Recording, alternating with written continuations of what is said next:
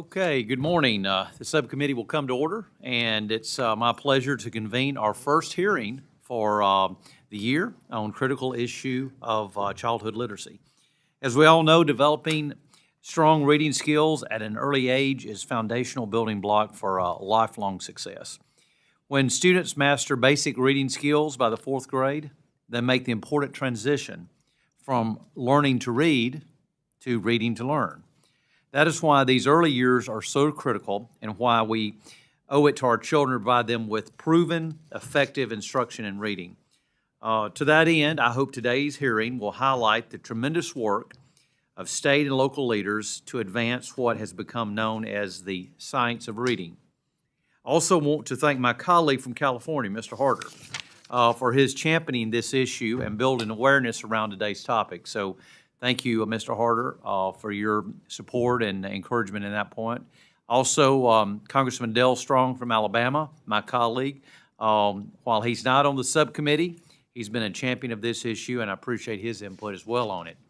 The science of reading is a research-based approach to literacy instruction that places a strong emphasis on phonics.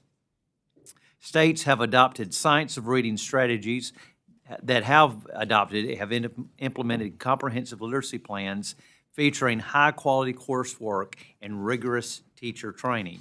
These states are achieving remarkable success for their students. From 2013 to 2024, Mississippi, for example, rose from 49th to 9th in the nation in fourth grade reading scores and is now tied for the third highest reading proficiency rate among underprivileged students. While many refer to this achievement as the Mississippi Miracles, others have more accurately called it the Mississippi Marathon, reflecting that sustained effort and perseverance required to produce such a result. Other states adopting science of reading strategies have experienced similar gains. Louisiana, for example, improved from last to 16th in the nation in fourth grade reading between 2019 and 2024. Tennessee moved from 31st to 23rd. And I'm also proud to report that my home state of Alabama advanced from 49th to 34th during the same period. We still have a long way to go, but this progress is an important step in the right direction. And let me just note that Alabama is one of only two states, along with Louisiana, to exceed pre-COVID levels in fourth grade reading achievement. Much of this progress has been achieved with fewer financial resources per pupil than are available in many other states, which demonstrates that increased spending alone is not always the answer. The key is the wise and prudent use of resources directed toward proven teaching methods and a strong focus on the fundamentals. This record of success also underscores the importance of a bottom-up approach to education reform rather than a top-down mandate from Washington. States are rightly leading the way as laboratories of innovation and improvements in our education system. I look forward to hearing from our distinguished panel today and as they talk about the science of reading and the promise it holds to improve literacy outcomes for our nation's young students. I would like to ask that for unanimous consent to enter a statement that Mr. Guess of Mississippi would like to put into the record. So before we turn to our witnesses, I next want to recognize our distinguished ranking chairman, Mr. Lauro, and ask for her for any opening remarks that she would like to make. Thank you so much, Mr. Chairman. And as you were talking about the Mississippi experience, our governor, Governor Lamont, when he did his State of the State address just a few days ago, has introduced literacy coaches. Lamont's proposed budget revisions for education include $4.5 million in funding to create a, quote, statewide network of literacy coaches to counteract a drop in reading scores based on the successful program initially launched in Mississippi. The coaches would go to certain kindergarten through third grade classrooms, work with existing school staff to lesson plan, model, demo lessons, implement universal screening programs, et cetera, create action plans according to the budget proposal. So the Mississippi model is really gaining traction around the country, and I'm so proud of my state and my governor for adopting this effort. I say good morning to everyone, and thank you so much for being here. A big thank you to our witnesses. So glad that you could be with us today to share your knowledge and insight with this committee. And Chairman Adderholt, I think this is an important committee, and thank you for convening it. And I also want to commend my colleague, Congressman Harder, for his advocacy and support for the matter that is important to all of us and before us today, the science of reading. Teaching our children to read and to love reading is one of the foundational responsibilities of our nation's education system. We're all sitting here, all of us, who have either read to our kids, our grandkids, et cetera, because it is what you do in order to be able to help to educate them and to get them to have an appreciation of reading and to love it. And it's also wonderful when you try to skip over the passages and they tell you, well, you missed this, you know. That's what used to happen in our house. You missed this piece or you missed that piece because they know the material. It is clear that there are serious shortcomings when it comes to reading achievement nationwide. In her testimony, Dr. Lane will highlight the value of our federal investments in education research and high-quality teacher preparation programs. Many of these programs were slated to be eliminated, but through bipartisan negotiations, we were able to craft a labor HHS education bill that maintains and in many instances increases funding for this crucial work. Dr. Lane will also share that only 31% of fourth graders and 30% of eighth graders reached proficient levels of reading on the 2024 National Assessment of Educational Progress. In other words, more than 2/3 of children in the United States are not reading proficiently. That is unacceptable, which is why it is so important that we are holding this hearing today on the science of reading. In fact, this subcommittee is responsible for the creation of the 2000 National Reading Panel Report, a landmark document that went on to reflect the scientific consensus regarding effective reading instruction, a legacy that endures to this day. The 1998 Labor HHS Education Bill under Chairman John Porter, who not only understood the value of research in education, but was instrumental in substantially increasing investments at the NIH as well, directed the National Institute of Child Health and Human Development and the Secretary of Education to, quote, to convene a national panel to assess the status of research-based knowledge, including the effectiveness of various approaches to teaching children to read, end quote. Our subcommittee tasked this panel with publishing its conclusions, along with a strategy for disseminating its findings to, quote, facilitate effective reading instruction in our schools, end quote. This report, mandated by an appropriations law, marked the beginning of a data-driven, evidence-based consensus on what it takes to mold proficient readers. It laid out 5 pillars of this science, which include phonemic awareness, the ability to identify and play with individual sounds in spoken words; phonics, reading instruction focused on understanding how letters and groups of letters link to sounds to form letter-sound relationships and spelling patterns; fluency, the ability to read words, phrases, sentences, and stories correctly with enough speed and expression; vocabulary, knowing what words mean and how to say and use them correctly; comprehension, the ability to understand what you are reading. In a moment, you will hear from Dr. Holly Lane, a director of the University of Florida Literacy Institute, who will share the critical challenges we face nationwide in translating our theoretical understanding of effective reading instruction into practice.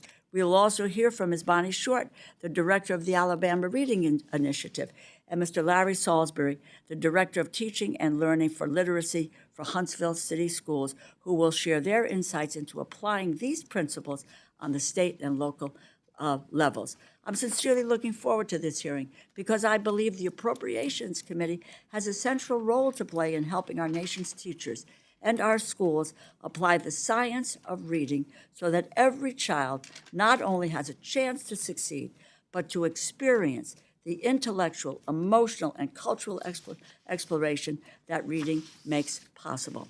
I look forward to working with you to build on the NICHD report and the Department of Education's 2000 National Reading Panel report and support federal investments in education programs designed to help educators effectively teach the science of reading.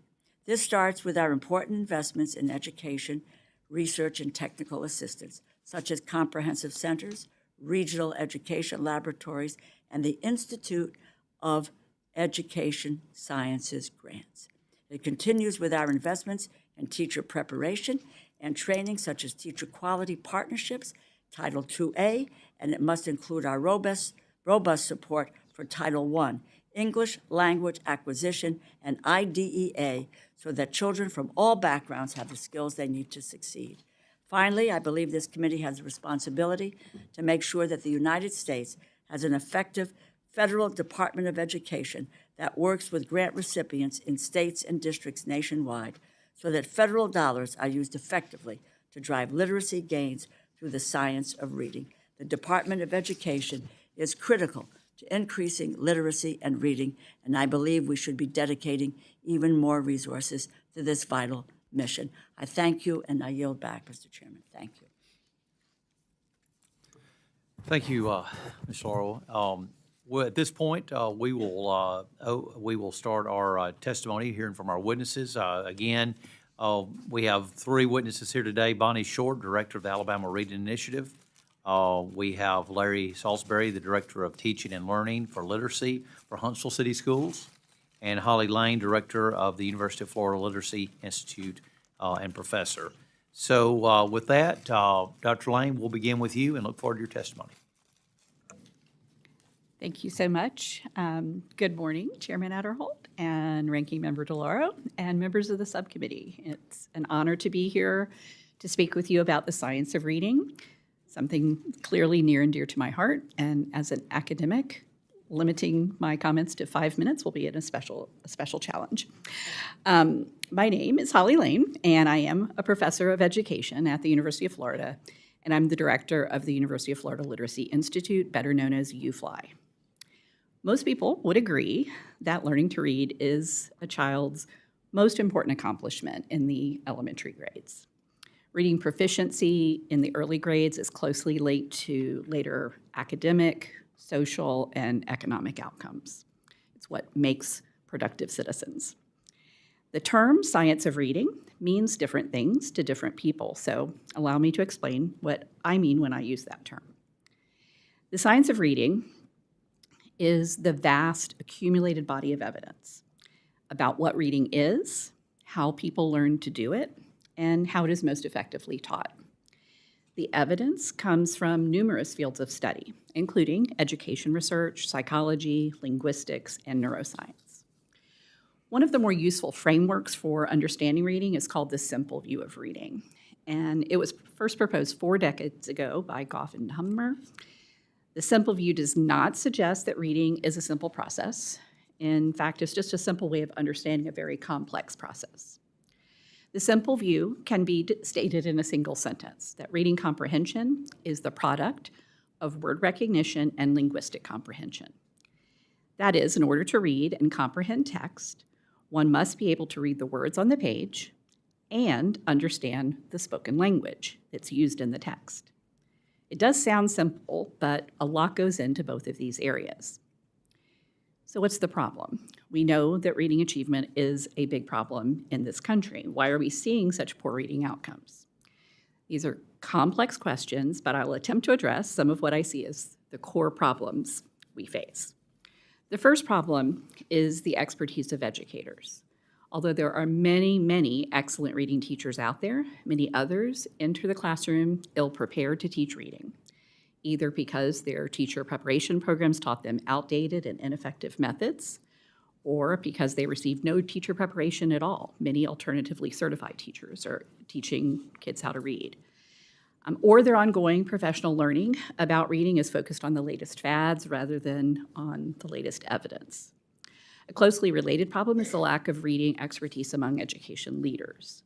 Few school or district leaders have deep knowledge about reading, which means reading instruction seldom gets the attention or support that it deserves.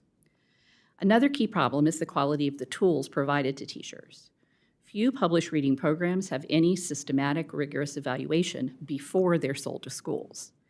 Many programs are marketed as being aligned with the science of reading, but there are no safeguards in place to ensure that this is true.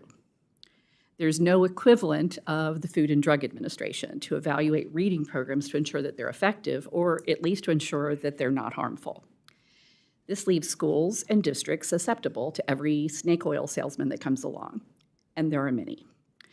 Most state approval processes tend to ignore efficacy data altogether, while focusing instead on superficial elements that have little impact on student achievement. Also, the approval processes almost never consider program usability in any substantive way. So even when a program does have data demonstrating efficacy under controlled study conditions, it may not be effective in real classrooms. Programs are bloated with useless activities that do nothing to promote learning, and few programs these days have children actually reading real books or tackling content of substance. I've heard it said that most reading programs today are designed to be successful in the curriculum adoption process, not in the classroom. I concur with that statement. We must ensure that the tools provided to educators are effective, and educators in the field need guidance and protection from snake oil salesmen. We need safeguards in place. So most of the problems in reading today are related to these two main issues, and teacher and leader expertise and the quality of their tools. If we want to improve reading outcomes, we need to address both of these. There are certainly bright spots in the reading world, schools, districts, and states that have beaten the odds and made remarkable gains in reading, some of them represented right here with me. Their efforts have focused largely on these two issues. We need to learn from these examples and replicate their efforts to ensure reading success for all children. We need to follow the science we have, and we need to continue to add to the science through ongoing rigorous research efforts. Thank you. Okay, thank you. All right, Ms. Short, look forward to hearing from you. Chairman Adderhold, Ranking Member DeLauro, and members of the subcommittee. You can make sure your mic's on.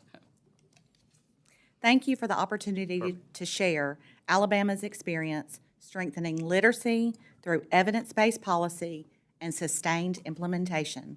My name is Bonnie Short, and I'm the director of the Alabama Reading Initiative at the Alabama State Department of Education. The Alabama Reading Initiative is a statewide effort focused on ensuring all students develop the foundational skills needed to meet or exceed grade level standards. Alabama's experience shows meaningful literacy improvement does not come from isolated programs or short-term initiatives. Instead, it comes from coherent policy paired with long-term, job-embedded implementation supports that help educators deliver strong instruction, identify risk early, and respond quickly when students need additional support. This work has been successful because literacy has been a shared priority of state leadership, including our state superintendent, Mackey, the legislature, and our governor, along with the commitment of local schools and educators. In 2019, Alabama enacted the Alabama Literacy Act with a clear goal, reading at or above grade level by the end of third grade. The law prioritizes prevention through strong core instruction, early and frequent screening, and timely evidence-based interventions. Independent policy analyses have described Alabama's approach as comprehensive, noting components were intentionally designed to function together as a coordinated system. Implementation at scale has been central to this work. First, Alabama has focused on strengthening core literacy instruction in every classroom through explicit evidence-based practices that build foundational reading skills and connect them to language development and comprehension. Second, we have invested in professional learning, not one-time training, but ongoing job-embedded support that helps educators translate research into daily instructional practice. Third, assessment is coherently and purposely. Alabama provides universal screening and early literacy assessment resources to identify students at risk and monitor progress while emphasizing clear, family-facing communication so parents understand the results and what schools plan to do. Fourth, when students require additional support, schools are equipped to respond quickly through tiered instruction and what we call student reading improvement plans. aligned to the Alabama Literacy Act, which includes outside of the school day learning opportunities. Finally, Alabama has prioritized student-centered coaching, grounding professional learning in student work and outcomes, so it leads to measurable change in the classroom practice. In addition to this implementation, Alabama has invested in long-term prevention by partnering with education preparation programs in our institutions of higher ed to ensure teachers enter the classroom with a solid foundation in evidence-based reading instruction. These efforts have produced measurable results. Public reporting on the National Assessment of Education Progress shows Alabama's fourth grade reading performance moved from 49th in the nation in 2019 to 34th in 2024. Federal investments are most effective when they support the structures that make evidence-based practice durable at scale: professional learning and coaching capacity, early identification and intervention support, and family-facing data systems that protect instructional time. Teaching children to read is both an educational imperative and sound public investment. Thank you for your commitment to improving literacy outcomes for the children in our nation. Thank you, Ms. Short. And Mr. Salisbury, look forward to hearing from you. Thank you. Thank you, Chairman Adderholt, Ranking Member DeLauro, and members of the House Appropriations Subcommittee for the opportunity to speak at today's hearing. My name is Larry Salisbury, Jr., and I currently serve as the Director of Teaching and Learning for K-12 Literacy within Huntsville City Schools of Huntsville, Alabama. In 2022, I enrolled in my first science reading course, Lexia Language Essentials for Teachers of Reading and Spelling, with the Principles Primer. It was a one-year course that opened my eyes to what could be as I became more intentional in learning alongside teachers who were enrolled in letters for elementary educators, and also leading all teachers in the process of teaching students how to read. At that time, a financial incentive of $500 funded by my local education agency, Limestone County Schools, was allocated for course completers. In addition, I was leading a school that had been designated as Limited Support 2 by the Alabama Reading Initiative. Also, our school had been designated as an additional targeted and support improvement school under the Every Student Succeeds Act. There is work that is happening across the state to close reading gaps by continuing the implementation of student reading improvement plans beyond grade 3. However, in my current role, an important component of the work to advance literacy involves constantly assessing our programs and resources to determine if they lead to mastery of the content area standards and essential skills. Oftentimes, students who grapple with phonological awareness will most likely have limited vocabulary and encounter challenges with grammar and language structures and semantics. How should schools and districts continually address this?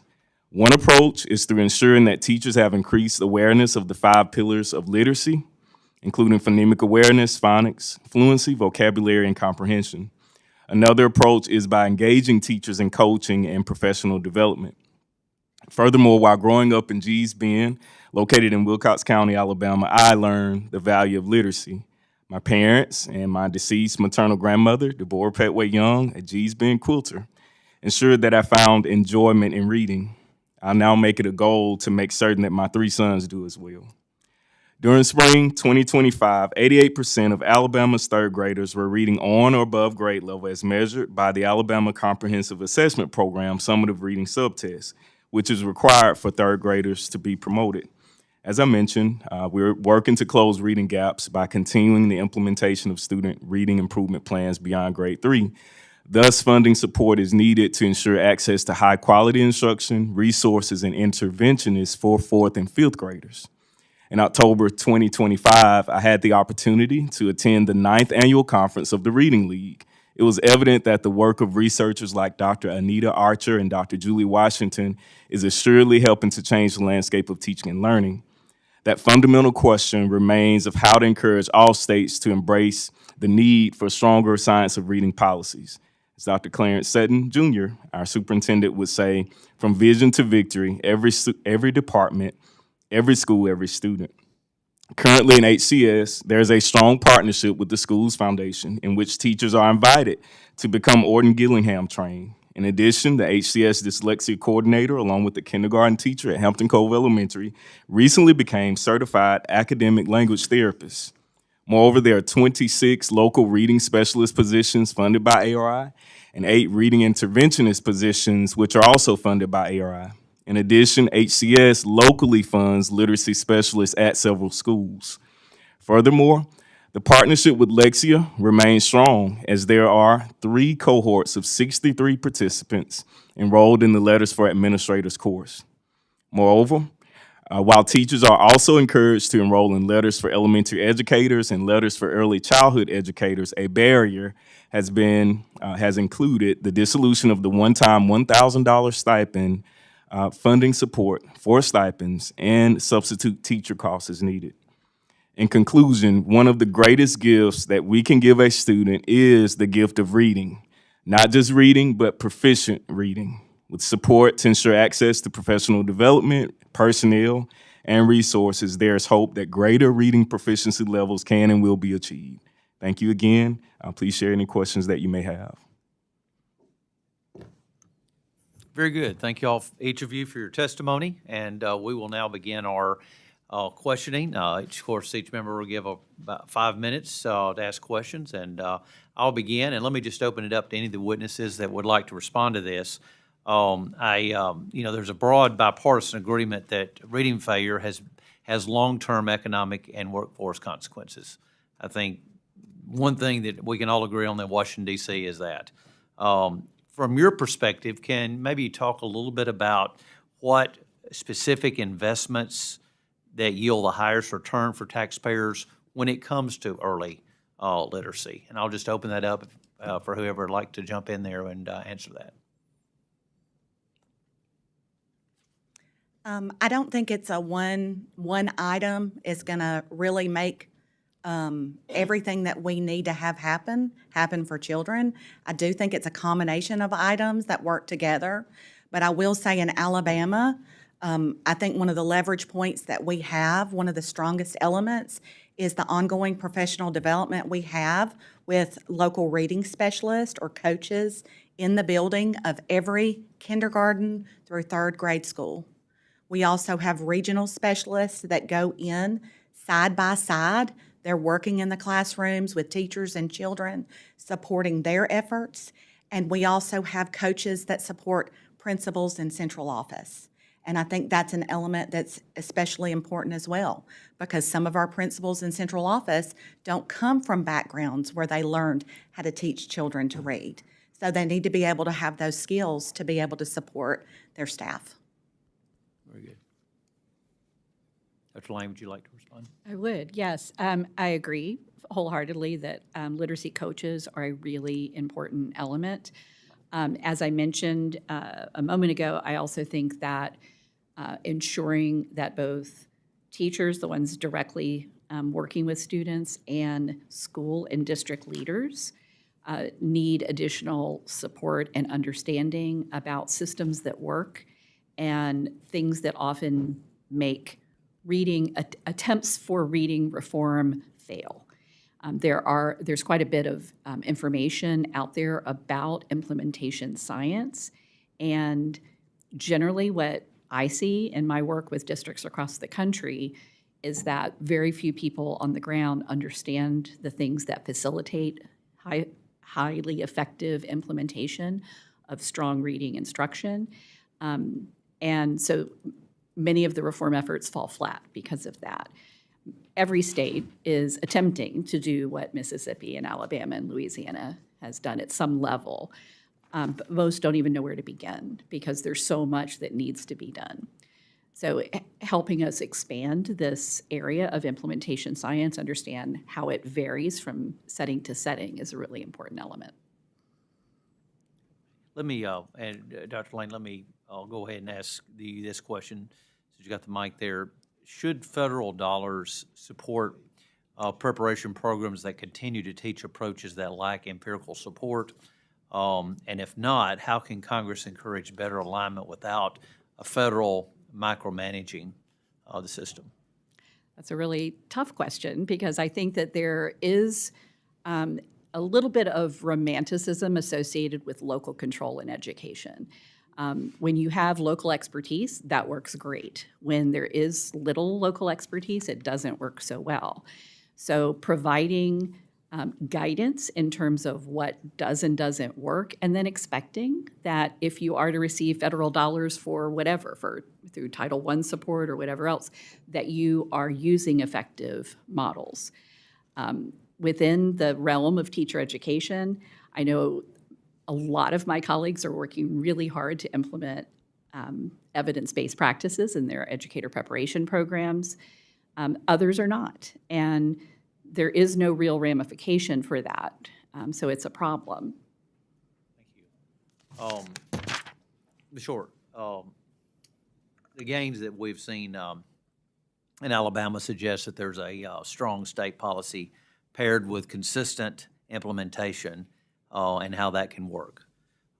What aspects of the Alabama's literacy success require federal support, and what worked best because of state retained control? You know, I think when we talk about the federal support, we are looking at, you know, what do we know to be harmful in situations that we want to make sure that we are protecting the individuals that we serve. I think you have to look at those general elements. I think supporting things we know that are grounded in the science are elements that can continue to support. Our nation, as you pointed out earlier in 2000, we were releasing the National Reading Panel. We had the evidence there. We fell off with following the evidence as a nation, and we've got to come back to that. I think building supports that put in front for us where the evidence is very important at the national level. I think about groups such as the Evidence Advocacy Center that is trying to lift up just that to make sure that we do not have, we do not fall victim to things that are not following the science any longer. As a state, I'm very blessed that I have the financial support, the legislative support, the governor's support, and the state school board support to be able to implement all the things that we want to have in Alabama. Not every state has that. So how do we support them as we move forward into this work and making sure that all of our students can read? Dr. Lane mentioned about higher ed. I think that's another element. We're blessed in Alabama that we have coaches that are working alongside higher ed to be able to support them in their implementation. And so having that support system built in is one of those elements that I really think helps to make implementation work. Okay, thank you. My time expired. Mr. Lauro. Thank you very much, and thank you so much for your very thoughtful testimony. It is, there is a science which we should, adhere to. I mean, we're not just pulling things out of the air, is what you're talking about. Dr. Lane, I understand you received multiple research grants throughout your career at the U.S. Department of Education, awards made by the Office of Special Education Programs and by the Institute of Education Sciences. Can you walk us through the research you have been able to conduct because of these funding opportunities? How did they advance your understanding of evidence-based reading instruction? Thank you for the question. One of the things to understand about the science of reading is that the vast majority of that science is a result of federally funded research. Okay. This is where the science comes from. So, harkening back to Chairman Adderholt's question, I think that's one of the key areas of federal funding that makes a difference. If we want to continue understanding how kids learn to read, we need to make sure that we're providing the funding for that research. The grants that I've had have varied. They're all related to literacy in different ways. I was a part of a IES grant that was studying reading instruction in juvenile corrections. It's an area that when we have kids who can read or who learn how to read while they're incarcerated, they have much lower rates of recidivism. They do much better in society. And so, unfortunately, most juvenile correctional facilities don't attract a lot of really strong teachers. So ensuring that we have effective methods is one of the things that we were looking at. A lot of the research that I've done has focused on early literacy and particularly phonics instruction. And that has yielded a program that we now have published called UFly Foundations. It's a phonics program that is now used very widely across the country. In just 4 years since it was released, I think we're in close to 700,000 classrooms. And it is making a difference. Phonics is not the only element that we need to be teaching, though, and research and that those federally funded grants that focus on language development and background knowledge development are also essential. So all of these different federally funded research opportunities weave their way into effective programs. So the development of UFly was not solely our own research. We have the DNA of NIH, NSF, and DOE research woven all the way through our program. Well, thank you for that. And I just want to make a point there that what you're talking about in the science of reading is former Senator Daniel Patrick Moynihan's original proposal for a, quote, National Institute of Education. It led to the creation of the Institute of Education Sciences. I mentioned this because of your point. The federal commitment to science and reading cannot occur without this subcommittee's steadfast support of IES and its expert staff and its funding opportunities. Ms. Short, in your testimony, you note that high quality, and this is a quote, high quality early childhood and early literacy efforts consistently show strong returns on investments. I couldn't agree more, and have been a strong supporter of the investment, federal investment in early childhood. Walk us through the benefits of high quality early childhood education, helping for kids to arrive at kindergarten and first grade prepared for reading and literacy programs. What happens if a child doesn't have access to that high quality early education opportunity? How difficult is it for a child to catch up with peers who have spent that time in those important early childhood programs prior to kindergarten? Well, I'd love to share with you that every child that comes into our schools is ready to learn, but that is not the case. Right. And we take children where they are. And Dr. Eric Mackey, our state superintendent, often says every child, every chance, every day. The goal is that we are looking for, with these assessments that we give, what are the risk factors? What are the areas that we need to make sure that we're supporting this child in with the deficiencies that they are showing? And so making sure that we're providing them good core instruction from the beginning. And when we see that that good core instruction is not working based on the assessments that we provide, the research-based assessments, that we intervene immediately, that we're providing them the supports that they need, and that we involve the family. I think that's one of the elements in our law that is a real strength, is making sure that we are connecting the people who are there as the other first teachers of their child to be able to support their children. Explain to them what is taking place with the deficiencies that we're seeing and how they can be a part of helping as well. Also providing outside of school time for these students. If we have a student who's showing a consistent deficiency, our law triggers that they are automatically invited to our summer learning programs that we have. And Alabama was recently the host of the National Summer Learning Association Conference because of the great work that we've been doing in our out-of-school time. Thank you. My time is up. I will just say that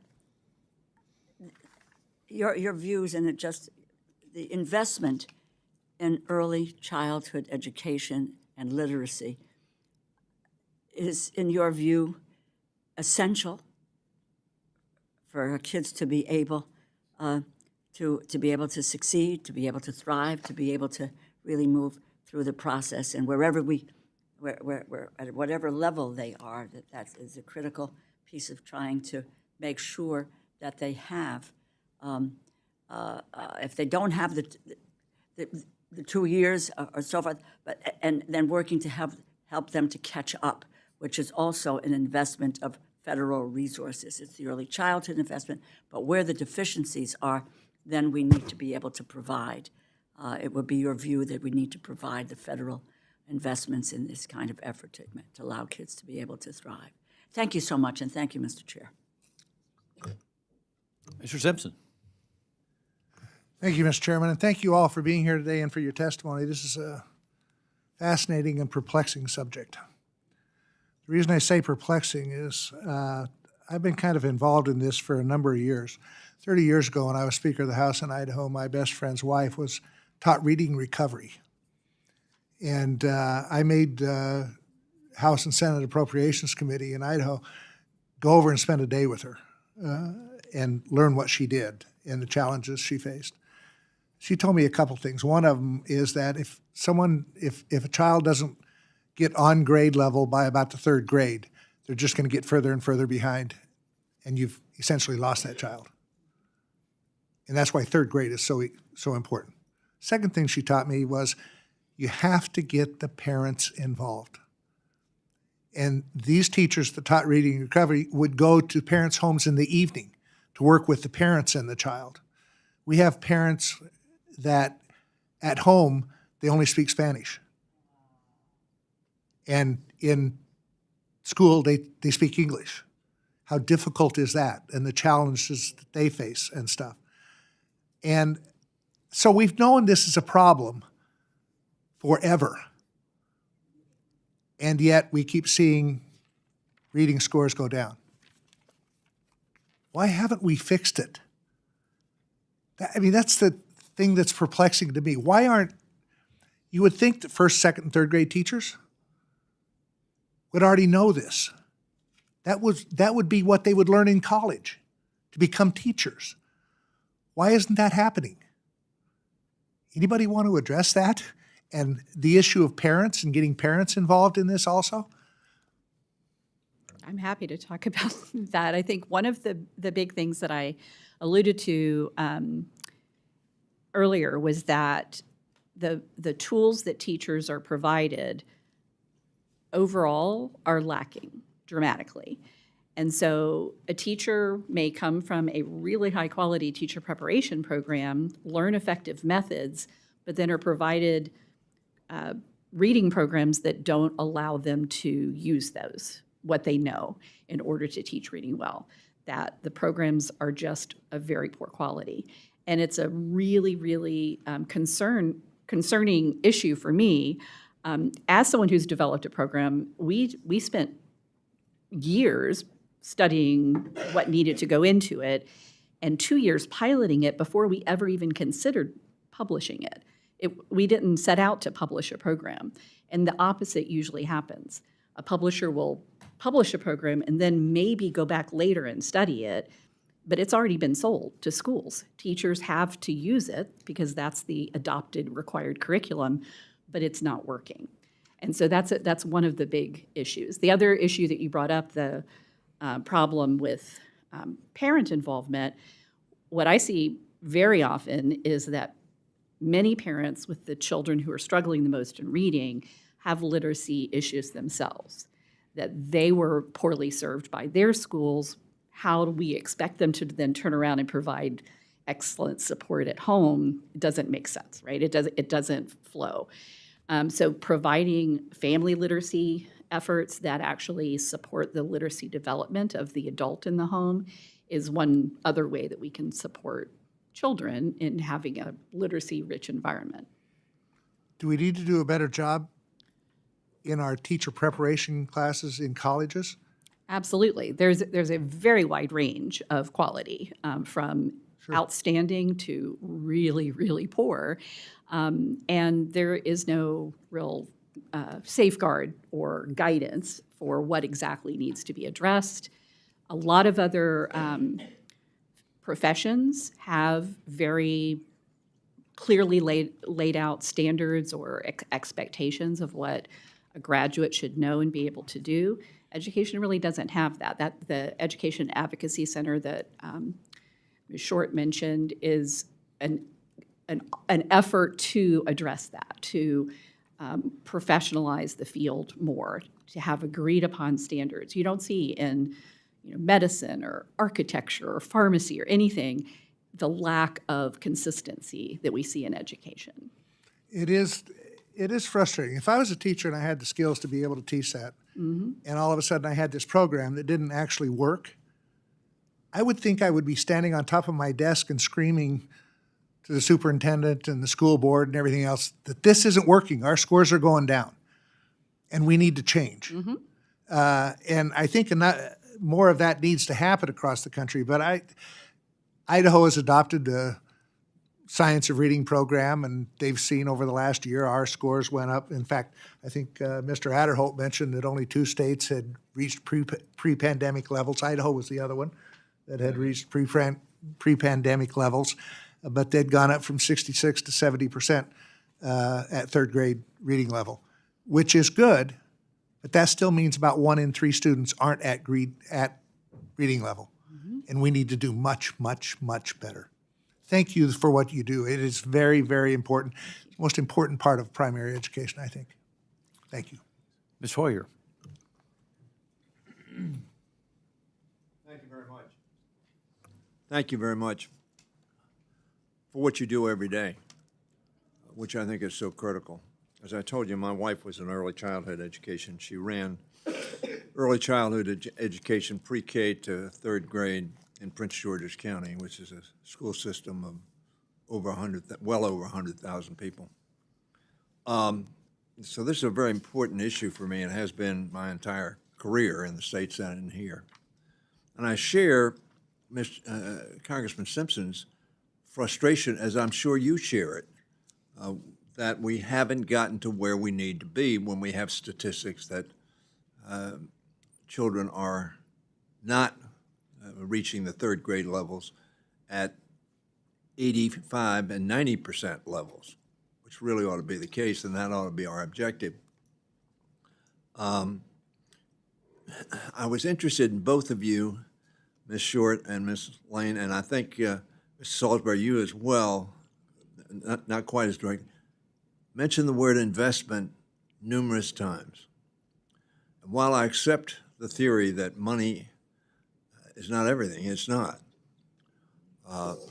Most parents, particularly elementary school parents, think they have a wonderful school if the teacher in that classroom is wonderful. Ultimately, that's the test. You mentioned, Dr. Lane, that you had received a lot of what you know as a result of federal research. Unfortunately, as you probably know, DOGE slashed by 50% the research. And they slashed, in addition to that, NIH and NSA, which you mentioned in your comments. If we continue to do that, what do you believe will be the result? It's a great question. I do believe that continued investment in education research is essential. Having served on many grant review panels, I understand how very rigorous the review process is. There isn't a grant getting through the process without it being a really high quality thing is almost impossible. It's not completely impossible. Surely that could happen. But every one of the grants that we have reviewed that got funded was really rigorous, and many of the ones that didn't get funded were really rigorous proposals. And so I feel like there's kind of a misconception that a lot of money gets poured into education research that isn't high quality and doesn't produce useful results. It's not the case at all. Having been on both sides of that, I know the rigor that goes into it. The investment in education research is what brought us the science of reading. And if we want to continue to learn what works and continue to attempt to solve the problem, we have to continue to invest in understanding it. It's not simple. There are many different issues, and some of them are location-based kinds of issues. We work in very affluent districts. We work in extremely resource-poor districts, and they have very different issues that they are addressing. And so understanding the impact of some of these demographic differences, I think, is really important. And we know very little at this point about those things. Understanding, as I mentioned earlier, the implementation science and how effective instruction can be more systematically implemented and sustained over time. I think these are important things. Without continued investment, we will have no idea the effects of technological changes and how those things are affecting kids. We are seeing more and more that some of the technological innovations are falling short and are not producing those results, but we won't know that, and so we'll still be subject to the snake oil salesman if we aren't I want to thank you investigating for that them. answer. I think it was comprehensive, and I think it's right on target. Ms. Short, is it Dr. Short or Director Yes, sir. Short, I suppose? Mrs. You mentioned on a number of occasions coaching. These were, I presume, people who, in addition to the teacher, were in the classroom to help specifically with this particular skill, which required additional investment by Alabama in expanding the teachers that were available to that child. Is that accurate? Yes, sir. Would you think that's absolutely necessary? Absolutely. And Judy, my wife, taught in an experimental school in her early career, and one of the experiments were to provide additional help within the classroom so that Judy could concentrate on the reading, most specifically, first grade. And that required additional expenditures in that school, and that school was very successful. Now, first of all, they picked the best teachers in the county, so it was going to be successful no matter, it was an open classroom as well, which was also part of the experiment. Would you say that without the investment that Alabama had made in those extra resources, you would have been as successful as you were or have been? you have just teed it up for me. Thank you so much. Alabama's really a cautionary tale. If you go back and you look at our data over time, back in the early 2000s, we were on our way. We had made the greatest gains that NAEP had ever seen.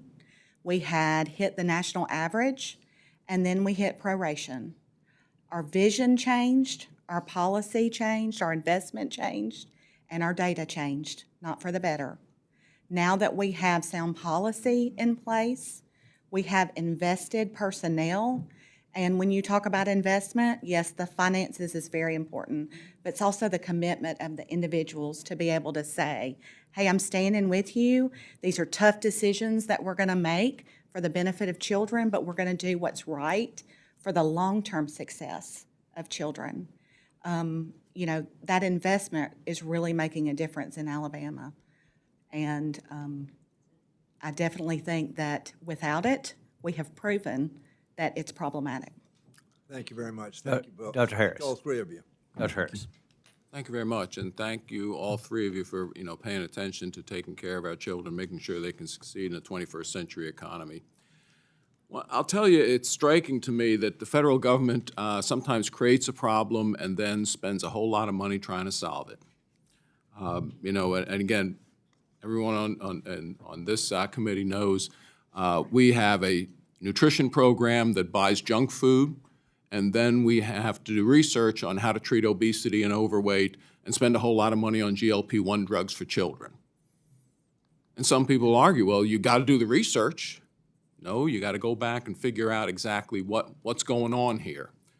So I think in this case, we may have created the problem, and now we're going to solve it. Why do I say that? Prevention is much better than a cure. This book, Failure Factory, fascinating book written by an investigative reporter on the Baltimore City public school system, talks about a man born in 1908 named Thurgood Marshall. Goes to Frederick Douglass High School. His mother's a teacher, I'm sure read to him. Father taught him how to debate. Goes to Frederick Douglass High School, a segregated high school in Baltimore. Goes on to become the first African-American Supreme Court justice, obviously well-educated, obviously knew how to read. That high school has 0% of their students proficient in reading now. 0%. So what's changed? Well, our single parentage first. I'm going to ask a question about the effect of the family on reading. You all know about the million-word gap. I mean, look, you're educators, you understand it, right? That's right. If you're read to as a child, you're likely not to have the million-word gap. And if you come out of a single-parent household, you're more likely to not succeed in reading and literacy. Now maybe, and family literacy is really important because you're right, we have perpetuated this problem. Maybe we need a Make America Read Again, policy or something, because this is not something we didn't know about. Back when I was in the state legislature, and Dr. Simpson reminded me about this, this is now 35 years ago, we had what was called the Class Size Reduction Act, and they said this was going to solve our problems. We were going to reduce class sizes across the board. It was a big teacher union effort. And I did a little research and looked at the Tennessee STAR study. Wow, they'd done the research. They said, oh, what you got to do is you got to reduce class sizes before third grade so students can learn how to read. Basically, that's a summary of it. They spent a whole lot of money, increased all the class size, couldn't afford it. Now the class sizes are big throughout Maryland, and Maryland is now, though a wealthy nation, is 40th in the nation in reading. And under the, air quotes, leadership of our current governor, in 2024, the Board of Education decides to implement a retention policy for the third grade reading, but not implement it until 2027. So let's leave 3 more classes behind. Whereas states like Alabama, states like Mississippi are taking the lead on this. I just got to ask, what in the world is going on here? This committee also should be looking at every single policy because, again, going back to the single-parent households, and we know the data, 69% of black children are born to a single-family household, 52% of Hispanics, 28% of white children, and our single-parent household rate is 3 times as high as the rest of the world. Our reading is worse than the rest of the world. We should be looking at every single policy we have and make sure we promote a household that will support literacy. Now, it could be family literacy programs, no question about it, because we got some catching up to do. But I'm just going to ask you, is that true that, in fact, family structure is an important predictor of literacy? I'll start with you, Dr. Lane. Is it an important predictor? Absolutely. Yeah. Okay, thank you.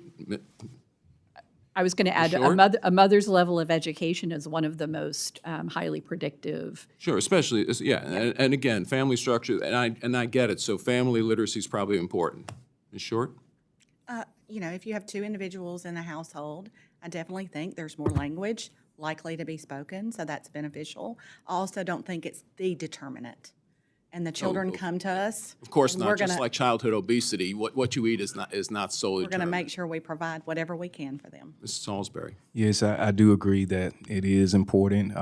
That family structure is very important. And as you were speaking, I was reminded of a school that has a school-to-home literacy project.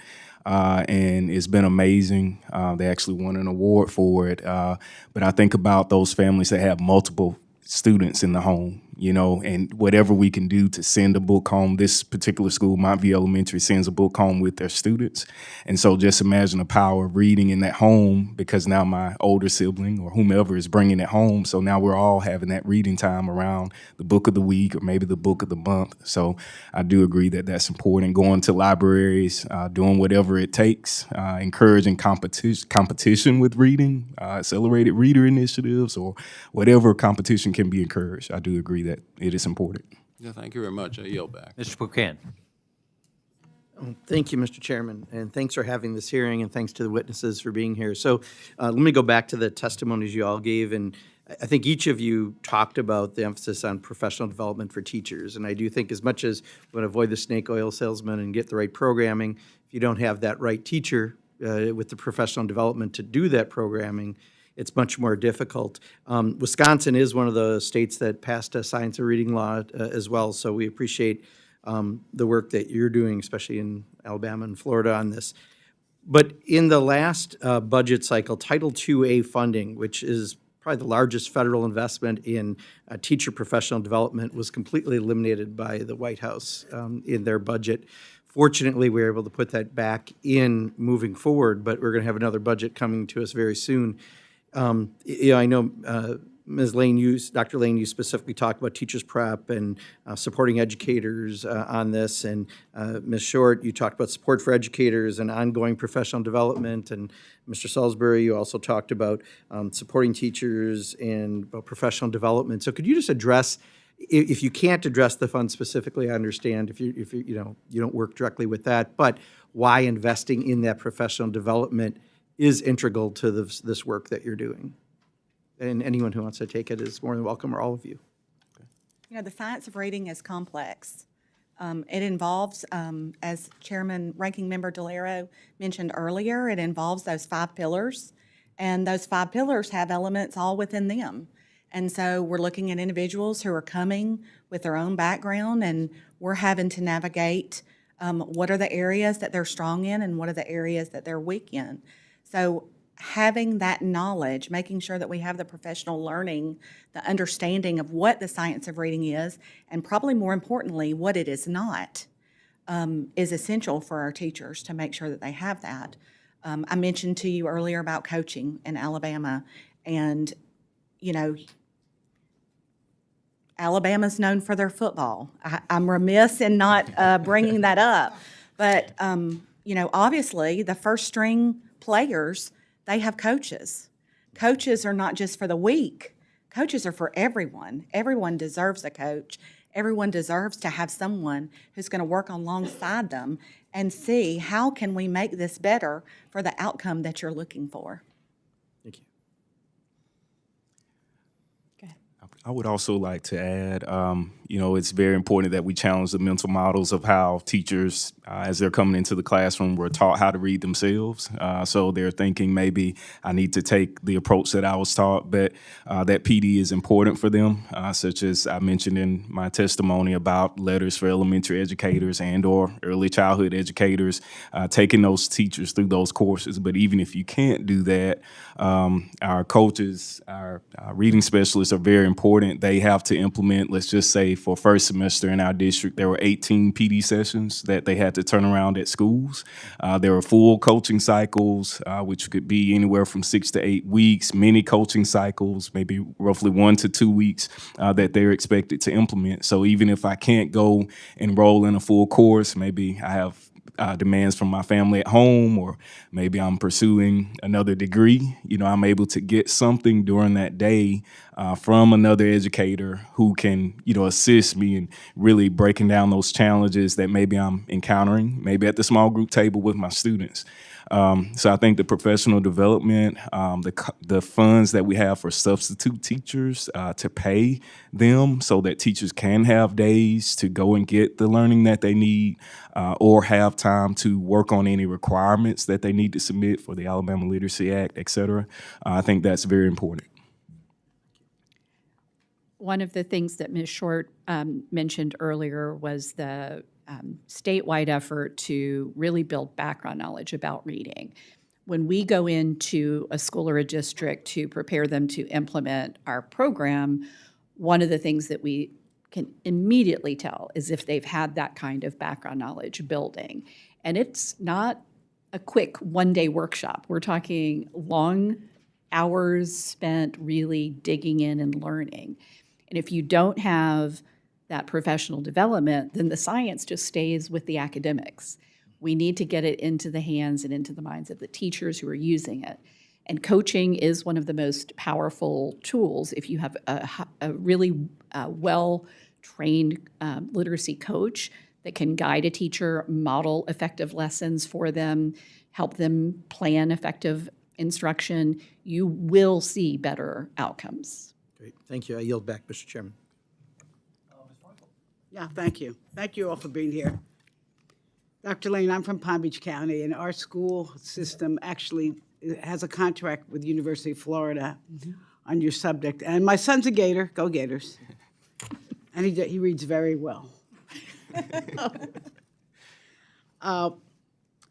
So it's interesting how one of my colleagues introduced the subject of the single parent. I want to just say, I look at what you are promoting, which sounds very logical. It's a tool. But it's not the end all, because and you know, just look at this committee. We don't just deal with education. We deal with health. We deal with safety for children. And I would like to just hear your comment on how the importance of taking care of a child, making sure they have the nutrition, the health, the stable family, how that makes your job easier. Who wants to start? Sure. Certainly when a child comes to school with extensive language experience, where they've been spoken with a lot at home and in preschool settings, when they are healthy and they don't have urgent other more pressing concerns in their lives, and they can focus on learning, when they are well fed and can focus on learning, they do better. Absolutely. They come to school ready to learn, and they do learn. And when those things are absent in their lives, it certainly has an impact. So in terms of the work of educators everywhere, it makes a huge difference. But those children exist, and we still need to teach them. And we need to not expect that, oh, they won't be able to learn because they don't have all of this ideal circumstance. We need to ensure that we're using effective practice. Yeah, I mean, we have seen over the past year, we're going to see cuts to SNAP, which is food security to parents. Mm-hmm. We're going to see people losing their health care. And let me go, Mr. Salisbury, I don't think we've given you the time that you deserve to answer some of these questions, but can you explain why it's important also for the parents to be well-fed, to be healthy, to have a job? And incidentally, there's 10 million children growing up in single-family homes, and we're not going to play the match game, folks, okay? That's like, really? But what is it that the parents need? So for the parents, I think about the different demands. You have several parents who are working more than one job. You may have parents who are taking care of our elderly family members. We even have teachers who are taking care of elderly family members. So there are additional people in the home that they're trying to feed. And they're working with all of the different systems that they're trying to get that funding from or get that support from to help pay a bill or whatever it may be, or to help keep food on the table so that everyone's fed. So parents really sometimes in some situations are really relying upon, what's happening at the school. So anything that we can do to provide a full tummy bag, to make sure that the kid is getting those meals each day. Sometimes it's 3 meals a day. For us, we provide tutoring after school. Some schools do it before school. So the students are able to get an additional meal, even if they're not staying for tutoring, an additional meal to take home, maybe on the bus or maybe in the car. So that helps take some of that stress off of, okay, you haven't eaten and I've got to rush home and get a meal prepared for you. So if the parents are knowing that their kids are taken care of, if they know that they're taken care of, they have more confidence maybe to say, you know what, let me sit down at the table with you and work on this homework assignment or read through these words. I'm sorry to interrupt you. I'm running out of time, but thank you for sharing that. Yes. Because here's the point, and I've just a couple more things. When grandma or grandpa gets kicked out of a nursing home because of the Medicaid cuts, right? Or we lose all our workers in the nursing homes because they're being sent back to Haiti. The fact of the matter is that's more stress on the family. And the point really I want to make, which is this, I mean, thank you, because we're using your tool of science in Palm Beach County. the point I want to make is, and this committee has the ability in so many ways to make sure that children get off to a good start. And we should understand that there are policies that we are engaged in right now that make it much harder to implement what you are talking about today. But thank you very, very much for being here. Thank you. Thank you. Thank you, Mr. Chairman. Thank you to our witnesses and for appearing before this subcommittee today. I just came from the Budget Committee where we had the CBO Director Swagel in front of us, so I appreciate the time. I'm encouraged to hear of your commitment to advancing literacy through the science of reading that puts results first and empowers educators, families, and states to lead the way, because I think education should be done at the lowest level possible, the closest to parents and students. Today, we face a national crisis in reading proficiency. However, federal costs on education have only skyrocketed since the 1960s. U.S. taxpayers have spent nearly $3 trillion on education in public schools, yet test scores have failed to meaningfully improve, with only about 1/3 of our 4th and 8th graders reading at proficient levels, according to the latest National Assessment of Education Progress data. This isn't just an education failure, it's a threat to America's self-reliance, its future workforce, and its global competitiveness. For much too long, federal education policy has embraced radical ideology, ineffective mandates, and bureaucratic compliance that wasted America's tax dollars without delivering real outcomes for students. And that's what I want. I want real outcomes for students. I want our students to excel. Given this, I think it's time to rethink federal involvement in literacy, focusing on what actually works, which are state-led initiatives, rigorous teacher preparation, and accountability tied to measurable results like grade-level proficiency. We can no longer afford to subsidize failure at the expense of America's students. Now, I'm a businessman. I believe in return on investment. I think that's the way we grow and the way we make things better. So, Dr. Lane, my first question is for you, ma'am. Federal education funding has grown dramatically over the past several decades, yet literacy outcomes have remained largely stagnant, from what I've seen. From a research perspective, which literacy investments show the strongest return on taxpayer dollars, ROI, and which types of spending have the weakest or have no demonstrated impact on reading proficiency? What's your thoughts? What are your thoughts on that?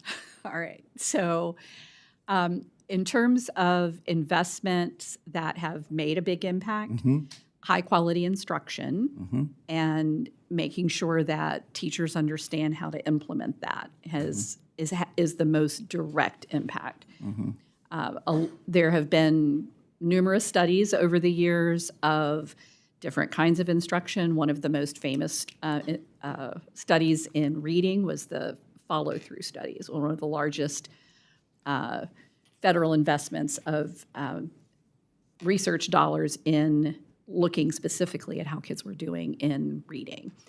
And very little came out of that, not because there weren't programs identified as very effective and instructional methods identified as very effective, but it was not politically popular. The will to implement? That the particular programs that were shown to be effective and the particular programs that were shown to be ineffective were not the popular faddish programs. The program that was found to be very effective was direct instruction and an explicit way of teaching young children. And it proved to be very effective, but it was that the results of that were really never disseminated because of political pressures. And so I think that's one of the things that we need to understand is that really honing in on what does and does not work and ensuring that programs that don't work are not permitted. We have so much expectation of a program that has all the bells and whistles must work best, and that's seldom the case. Sometimes the bare bones, really simple types of instruction Getting back to work the best. basics. Yeah, absolutely. And thank and that's not to suggest that we developed a phonics program, so folks may think that I think phonics is the end-all and be-all. It is absolutely not. We have to have really strong language development, really strong content and knowledge building as well. And those things are just now starting to gain traction in the education field. And if we don't have all of those things together, then we're not going to see our return on investment at all. Well, thank you. And in just the few seconds I have left, Ms. Short, if I may, initiatives under Alabama's Literacy Act have shown remarkable results through state-led implementation and family-focused communication. How can we further support similar state initiatives without imposing burdensome mandates or a one-size-fits-all kind of requirement that undermine the local education boards?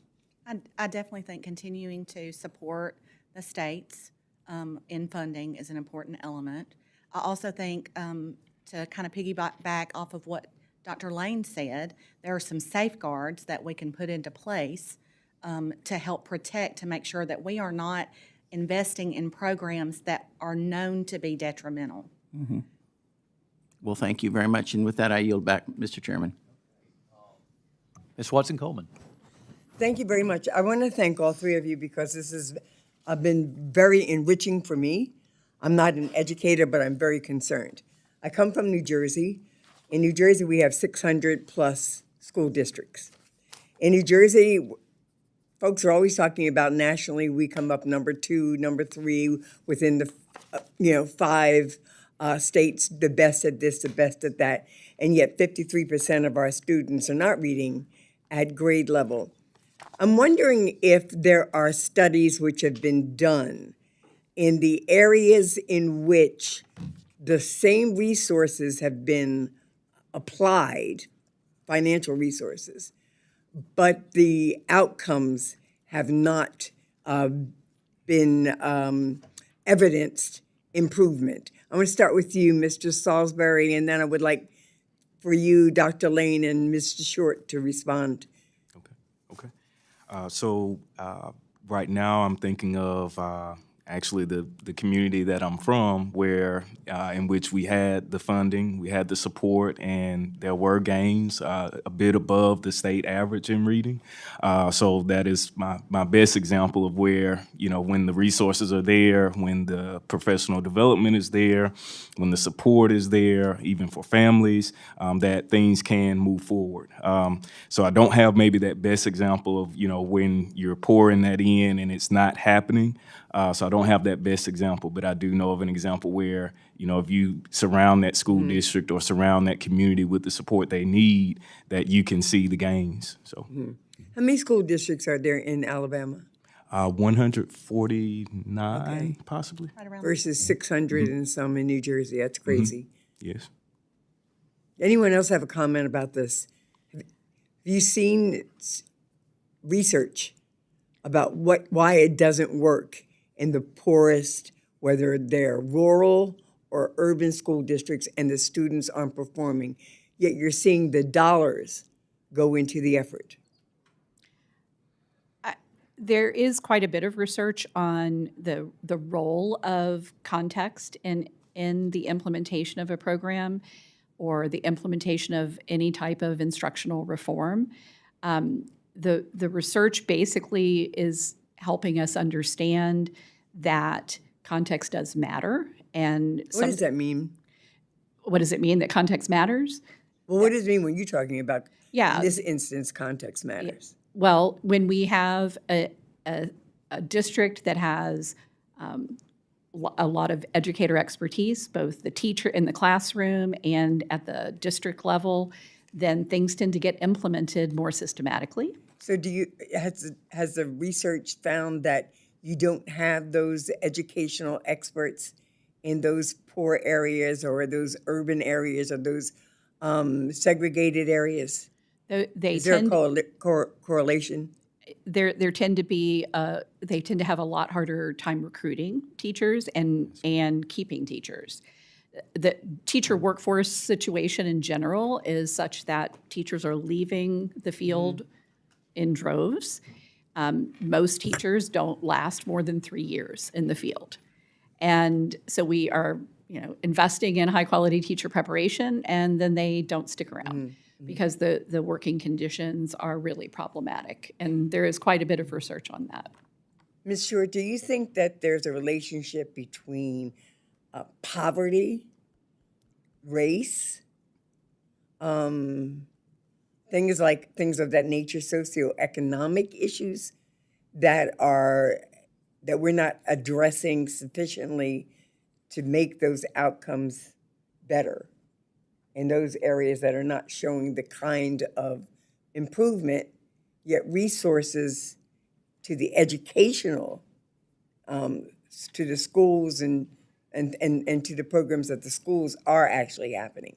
So is there this correlation between poverty, race, segregation, racism, whatever, low expectations? What we're seeing in Alabama is that the plan that we're working right now is working for all children. We're seeing increased literacy rates in every demographic and every subpopulation on our state assessment. Are you doing things with the whole family? Is it holistic? Is it? Everyone in our state receives support. The level of support they receive is based on their outcome data. So our schools that we see are needing the most support based on their outcome data. Our Literacy Act prescribes how much time our regional coaches spend in those schools to provide them the support.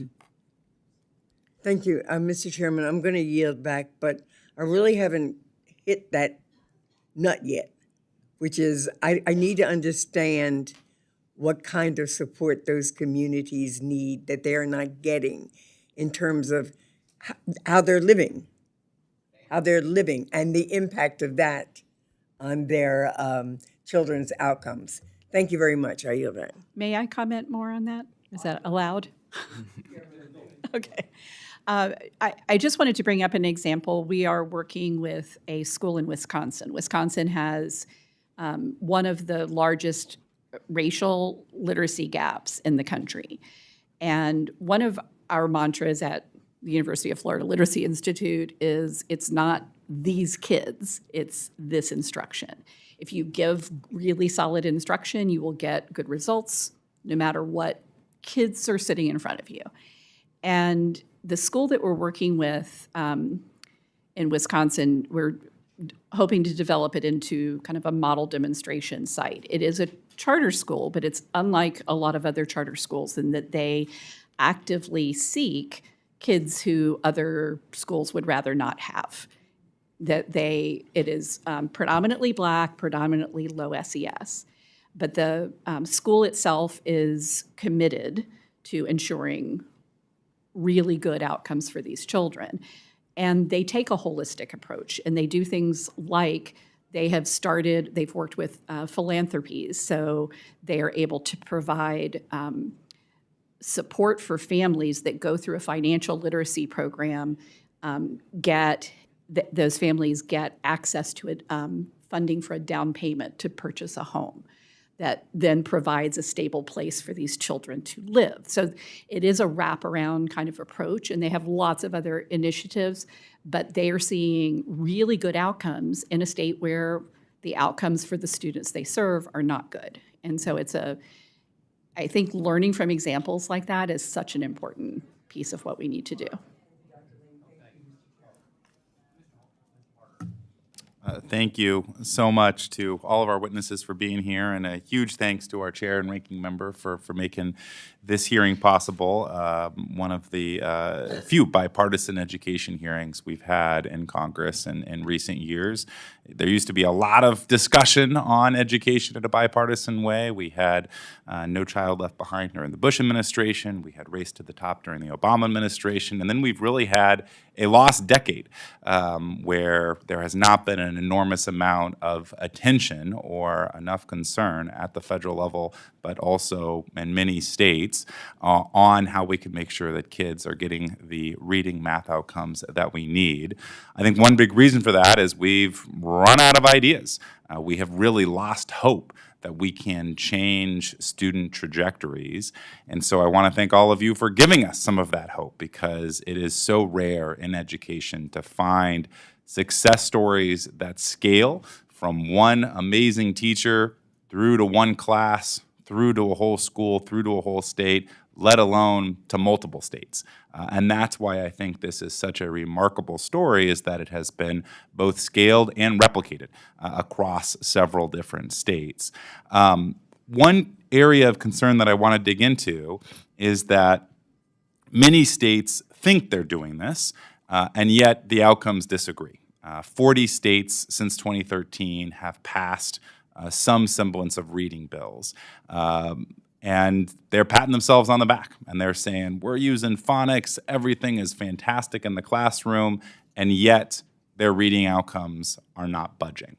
And I think it's really important to understand what has happened that's different in Mississippi, Louisiana, and Alabama that hasn't actually happened in these 37 other states that are telling themselves that they have the right curriculums but are lacking some of those different elements. So, Dr. Lane, you have probably the best comparative understanding of what's going on in different states.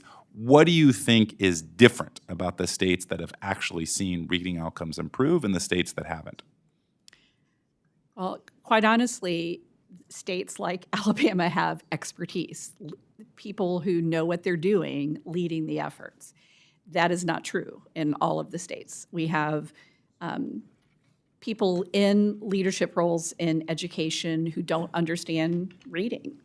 And when you don't understand it, you just don't bother with it as much. It's not as much of a priority. And what they're attempting to do in a lot of settings is check off the boxes that have emerged as, oh, this is what made Mississippi, this is what made Alabama successful.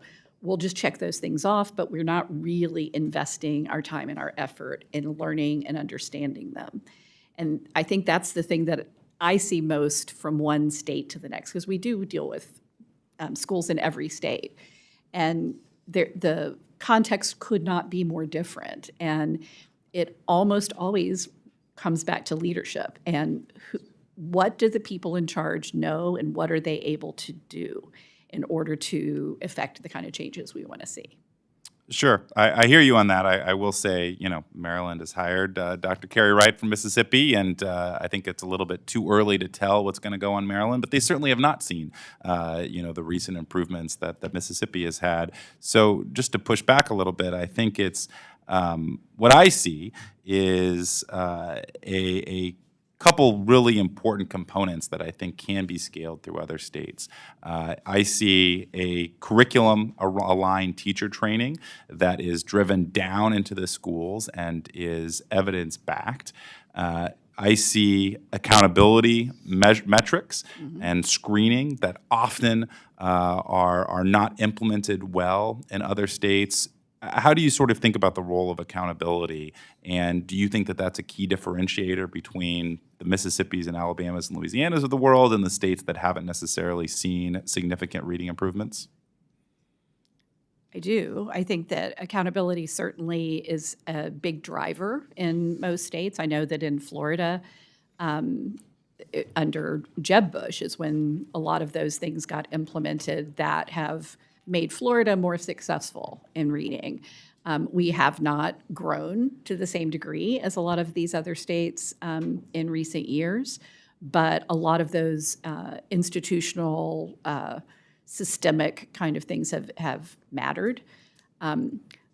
Ultimately, though, I think the effort to do things quickly often results in them being done badly. And so Chairman Adderholt mentioned the Mississippi Miracle is more accurately known as the Mississippi Marathon. It started 15 years ago. It didn't start last year or the year before. And the investment of time and effort and expertise is what has made such a difference there. Thank you. And final question, what do you think is the role of federal support to help states distinguish between evidence-backed programs, effective programs, non-effective programs? How do you think that we use federal resources to drive towards those outcomes that we all want? I feel like the federal government has kind of kept their hands off in terms of not allowing the Department of Education to make any kind of recommendation of a particular curricula. The only entity that attempts to do that is the What Works Clearinghouse, a function of the Institute of Education Sciences. And although it has a lot of excellent resources, it has fallen short in this particular regard, mostly because I think it does a very poor job of translating research in ways that can be accessible to practitioners. So they don't, for example, make it clear the distinction between this was a high-quality study versus it had really good outcomes. And they're very, very restrictive of what gets reviewed. It has to have a standard of research that without a lot of research funding can't happen. The randomized control trial for a program, that's something that's very expensive to get. And if you don't have that level of support, you won't get reviewed by the What Works Clearinghouse. So helping practitioners understand the pros and cons of different programs beyond that when they don't have that level of evidence behind them doesn't mean they're not good. They just don't have that kind of study that shows how good they are. Having an entity like What Works Clearinghouse be more practitioner friendly and usable in that respect could have a tremendous impact on what happens in schools. Thank you.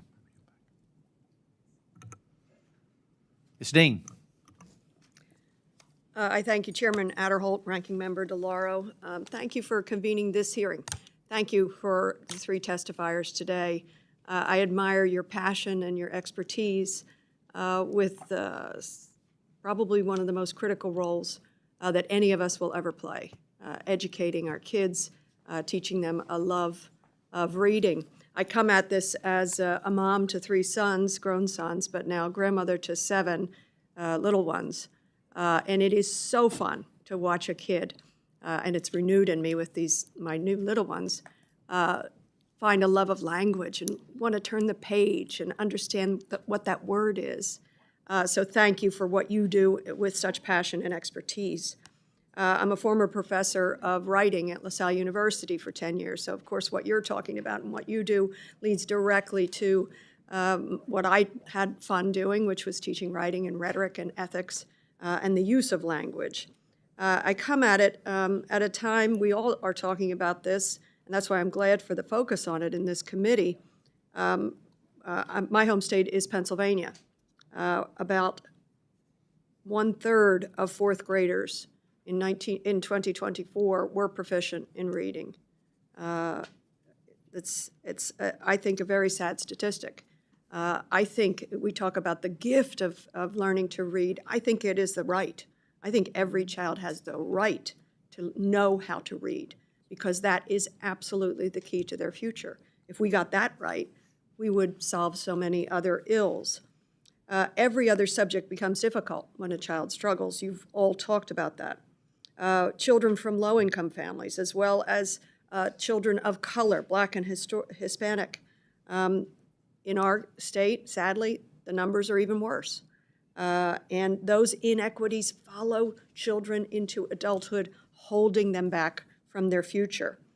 And we've heard today through your expertise that children don't fail to learn. We're failing to teach them and to adequately prepare and resource those who teach our children. It isn't the children's fault. So what I think about is, and maybe I'll start with you, Mr. Salisbury, your stories and anecdotes and education have been really interesting. Building on what Mr. Harder was asking about, from the federal level, here we are, this committee has a focus on education. What do you think the federal government can do to support states and school districts in this teaching through science of reading? So as I mentioned in some of what I submitted, really ensuring that we have access to giving that support to the classroom. We're looking at initiatives that go beyond grade 3 currently. So if I'm that student that if I did well, or maybe I was sufficient as a third grader and I was able to go on to fourth grade, I will still need that support. And so if we can get professional development for our fourth and fifth grade teachers and even beyond, I mean, even after the elementary grades, students are sometimes still behind, right? But if we can get that support for ensuring that those fourth and fifth grade teachers who may not have had that motivation to enroll in a Letters for Elementary Educators course. And so now there's that motivation to now get more knowledge of the science of reading training. So giving them that support, giving support for intervention. So even when I've done what I need to do in the classroom for different tiers of instruction, tier 1, tier 2 instruction. And so when it's time for that tier 3 piece, if I'm going to, as the classroom teacher, be the one to do that, do I have what I need? And then if it's not me, is there someone else who can come in and support that work of working with those students? So I would say the professional development, the appropriate personnel, additional support for coaching. Right now, we do, I feel, a good job of coaching grades K through 3, but maybe not, as far Across as the country. We need to be doing that as yes, consistently in as our well. state. So going beyond that third grade, going beyond third grade and giving the coaching and support that's needed for fourth and fifth grade teachers, and maybe even beyond that. And I know you all know this, but we are talking about a backdrop of this administration as evidenced in Project 2025 on what I think is page 319, an ambition, and the Secretary of Education sat here in this very committee room, an ambition to shutter the Federal Department of Education. I decry that kind of nonsense.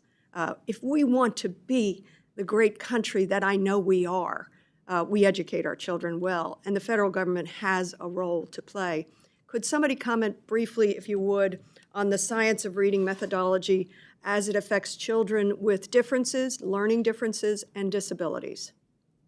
I'd be happy to. That is my area. I'm a professor of special education. And honestly, when you were asking your previous question, it made me think of something specific that I didn't get to in my response to Ranking Member DeLauro. And that is in the grant funding that we have received at the University of Florida. A lot of the grants are not research grants, they are personnel preparation grants. And so we have this really tragic workforce problem in education. And in special education, there have been available grants to support the training of special education teachers. So giving someone an incentive, essentially, to maybe make a career change and go into education because we're so desperate for them. And it functions pretty much like a loan. It has a service obligation attached. If you don't teach for however many years is assigned to the grant, then you have to pay it back. So there is some guarantee that there will be some dividend paid from it. And so in terms of the types of reading instruction that we're talking about, reaching children with disabilities, our focus is we do a lot of work with preparing teachers to work with children with dyslexia, particularly. And the same practices work across whether you have a disability or not. The amount of time, the amount of practice that you need with the skills is the main distinguisher of what instruction will look like in various contexts. But the same science applies, essentially. Well, I appreciate that, and I do appreciate the extra time to hear about instruction for children with disabilities, but also the important role the federal government plays in supporting states and supporting teachers and supporting the research and the wraparound. We need to do more of that, not less. I agree. Thank you. I yield back. Okay, thank you. I know we're closing in on close to 2 hours in the hearing, but I think, Mr. Lauro, if you got something you want, let me refer to you and before we close out the hearing. So, Ms. Lauro, you have the floor. Thank you so much, Mr. Chairman. I want to thank my colleagues. I think that this has been when I say an intense hearing, a hearing filled with real content and information about how we should proceed on what is a fundamental issue in our society, and that is the reading capabilities of our children. And for me, it sounds like there are pockets and places in this nation where there are models of programs that are succeeding, that are working. Now, it may be that I understand state by state, et cetera, but our children are not just state by state. It is about looking at how children across the board from wherever they are being given the opportunity for success, and the teachers, and the teachers provided with the tools that they need. And so I think we compartmentalize something that is not having the broadest and biggest effect overall on the nation on this national issue. So there is then a federal role in this effort, which we should not be afraid to acknowledge. No one is proclaiming that like it's, when people want to just editorialize and say, oh, it's the federal government and it's reaching down, and it says, hell no. It is about looking at what are the best practices, what is working nationwide, what is providing the biggest and broadest effect on reading. We have looked at, and I'm going to make an assumption because the answer to this would be yes, and I would just say to the chair, I believe we need to reconvene the National Reading Panel. I think we did this it's been 26 years since we did this, and this is the committee that did it. So we can do that and, go back and take a look at what has happened, to pile more research on the science of reading. What topics now should we be focused on? And so I think about that this is a proper role for this committee to engage on. I just would say, I want a couple more things if the chair is usually indulgent, but making comments. Look, I'd like to know, when Mississippi today is the gold standard, or it appears to be a gold standard, what are the federal resources that have helped to provide that effort, okay? Is it Title I, IDEA, Title IIA, which is the professional development? What is that? Is that the case in Alabama? Where is, writ large, the federal role in helping us to achieve the goals in this area? I take you, and I'm sorry, Mr. Salisbury, I was going to ask you about, building on the phonics instruction, and it's not the only piece, but how do you build on that effort? How do we sustain and increase our investments in federal education research? Okay, the science of reading would not exist without it. And if we know that and understand that, if you have so well portrayed today, then there shouldn't be any question about our looking at increased investments in this education effort. What works? You talked about the What Works Clearinghouse, an education department can translate. How do we translate effective practices to districts? Safeguard against the snake oil salesman. How do we sustain our commitments to federal education programs? I'm going to just say it. We had to fight like hell on a bipartisan basis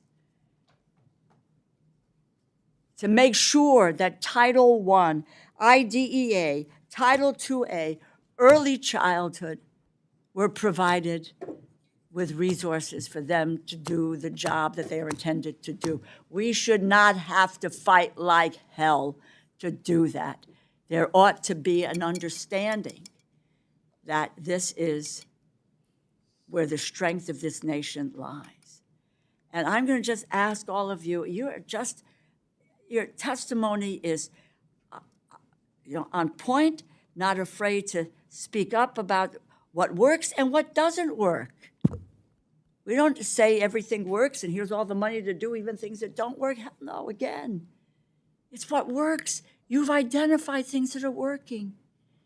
As the federal government, which is the largest source of resources, my state of Connecticut is going to put up $4.5 million to deal with coaches.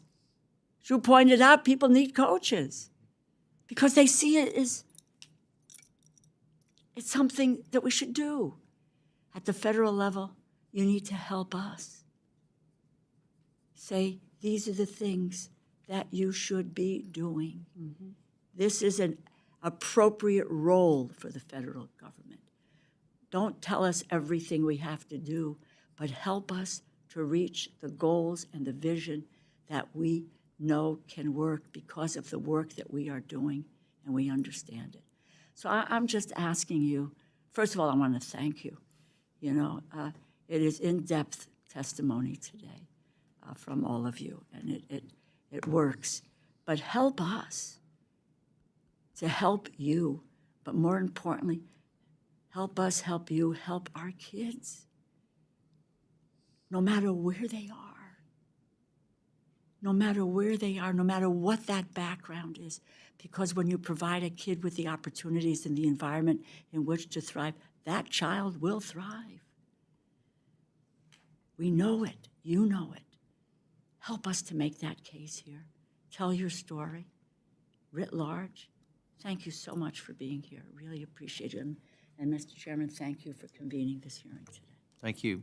Well, thank you. I think this has been a good hearing. It has been very good to hear from all of you here today, and really how we can try to highlight the tremendous work of state and local leaders in trying to advance what we call the science of reading. I was very happy to see this article in the New York Times about how 3 southern states are the best hope in schooling, and that was just published earlier this month. And so very glad to see my home state of Alabama being mentioned on that as one as well. So with that, the hearing is adjourned, and we look forward to working with you and following your success as you help students across America be able to read better, and especially from a very early age. So thank you, and we're dismissed.